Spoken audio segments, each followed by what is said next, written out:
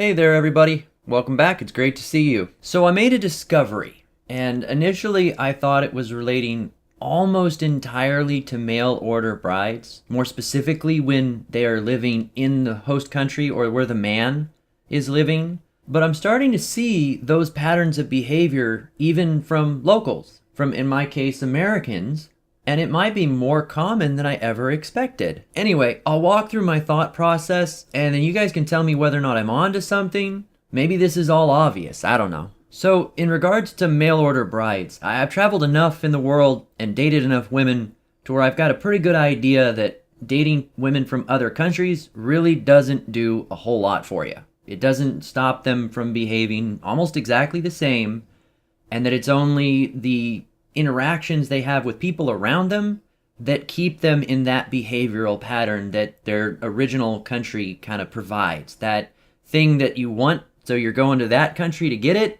If you move them out of there, they lose it. And half the time, even living with them there, you discover things that you didn't know were a problem because of the differences between your behaviors and your cultures that become a problem based on their own culture. In other words, every country has its flaws in the way that the women interact, and they encourage different behaviors out of them. I don't want to go too deep into that. I've already covered it a couple of times. I'll make other in-depth videos later on if it's needed. The point that's relevant here is that when a person were to bring one of those women into their own country, there's a tendency for that woman to either take a bunch of resources and send it back to her family, or worse yet, start moving all of her family into the man's house, to the man's area, until he's so overcrowded that he kind of almost gets pushed out of his own home, loses all control of his household. I kind of think that there's this impression that if like a guy were to marry, say, a young Asian girl, 19, 22 kind of age range, that he would be in charge of the house and wouldn't get pushed around as if it were an American woman that's a lot more bossy or pushy or demanding. Try going against an entire family and see how that works out. I know most of us wouldn't, but that seems to be a pattern that happens a lot. One of my most recent videos, I discussed a guy who his wife was trying to move in with bringing in like family members, her parents specifically, into the household. And it was pretty obvious to me that the reason why she was doing it was, to kind of push him out. At least that's the impression that I got of it, because these relatives of hers were on her side. There was about to be a divorce. It was almost inevitable. And she was still trying to bring people in. And it certainly wasn't in the context of repairing the marriage, because her parents hate him. They don't like him and they don't get along. Long story short, I started to think about it. I have seen those patterns of behavior in my own relationships to different degrees. I've seen them in other people.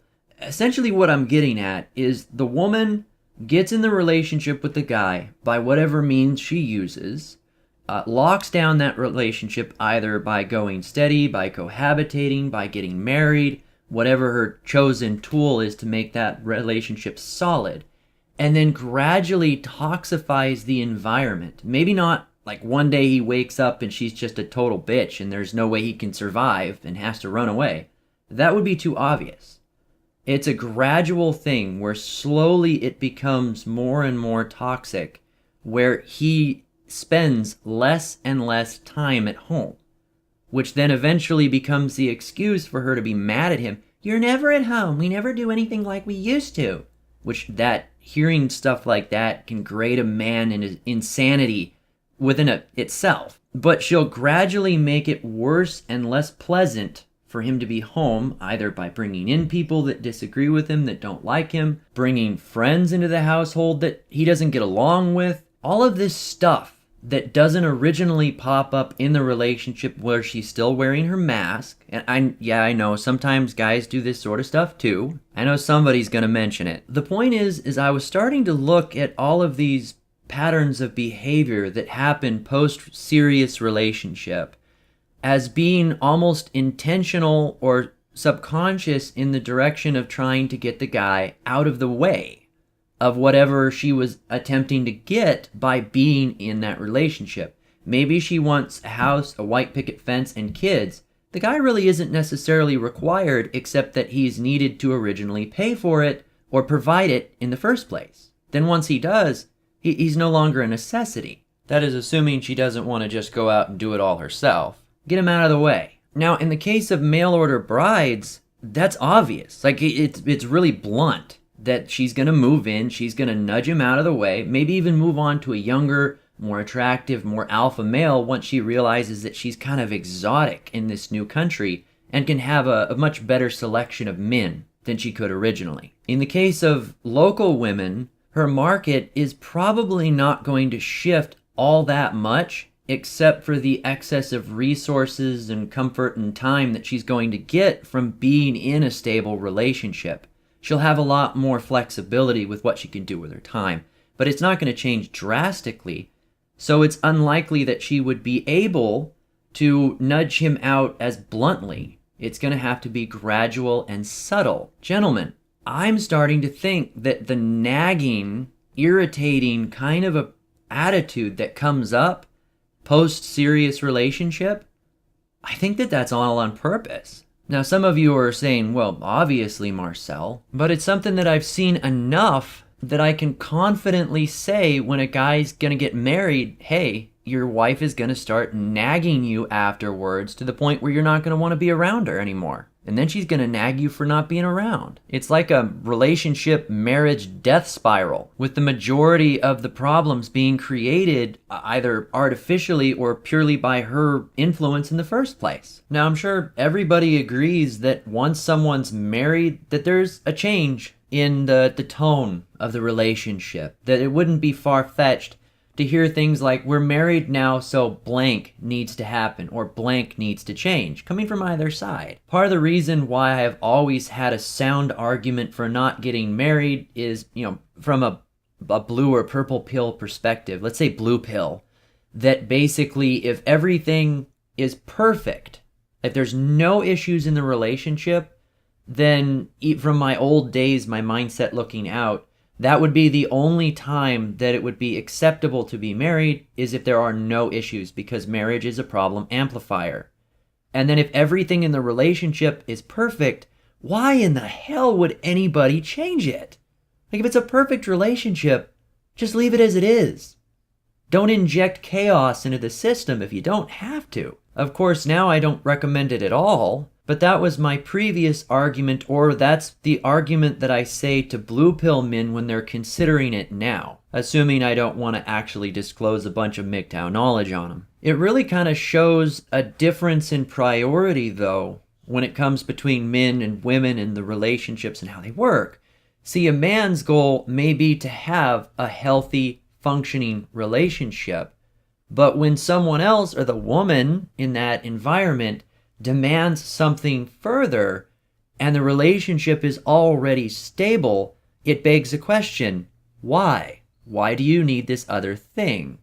Is your goal something other than having a perfectly healthy relationship? Why these other strings? If you take the time to really discuss some of these things with people, their true motivations can become really transparent if you know how to look or where to look. I had a long discussion with one of my friends recently. Let's call her Jane. I knew her from years ago and recently started talking to her, just as a friend.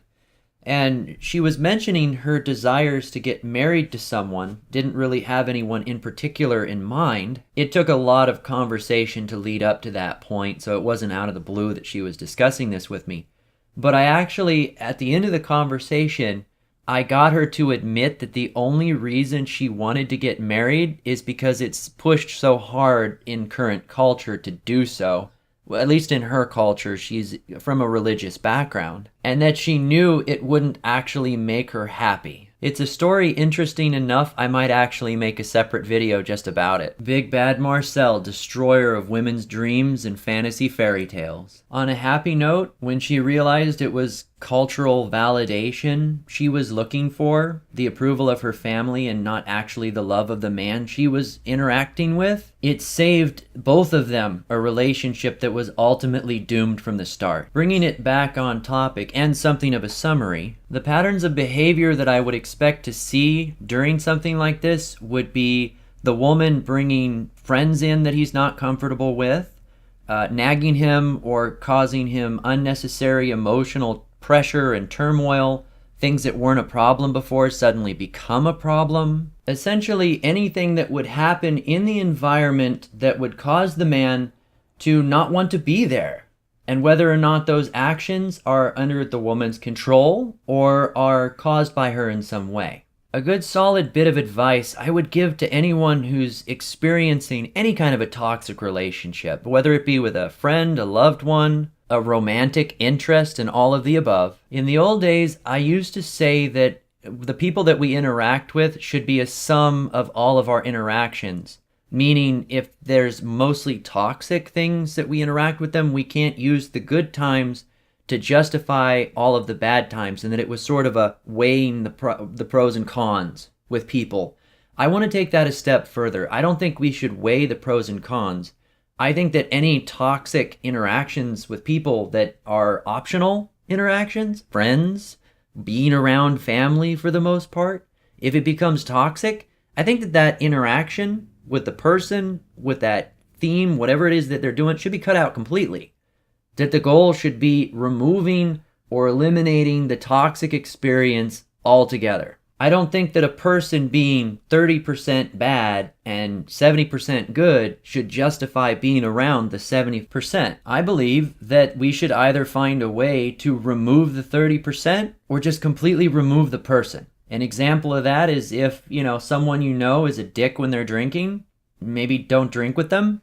Or don't be around them when they're drunk. Now with friends and colleagues, that's perfectly fine. Relationships, it doesn't quite work that way. Kind of the point is you're expected to accept 100% of the person regardless of their flaws, right? Doesn't really seem like give and take is much on the table either nowadays. So on those grounds, for any of you out there who might be in a toxic romantic relationship of some kind, if it feels like they were 70% good before, and that 30% bad is gradually growing into 60, 70, 80, 90% bad, that's probably intentional. And that's my justification for not even putting up with the 30% in the first place, because it's only going to grow like cancer. Anyway, I hope you all found that interesting. Just sort of a thought that I was going over recently. Let me know what you think down below. This has been Marcel. Remember to like, share, and subscribe for more.